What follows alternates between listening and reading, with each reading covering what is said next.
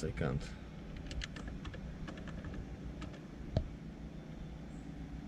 Why do I have to wait? So if you hold 1 and 6, they should start going, and you will see your serial number there.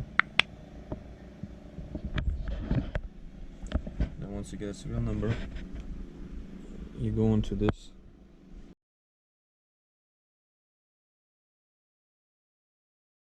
app.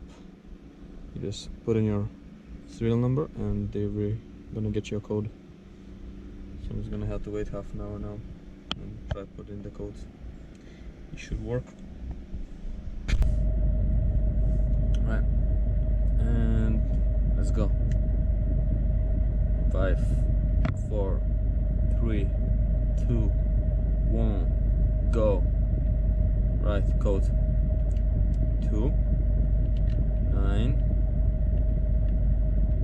9 2 and 5, and pray to God. Hey, hell yeah. That's it. See, I gotta call you. Just put in your serial number. I'm gonna leave the link below,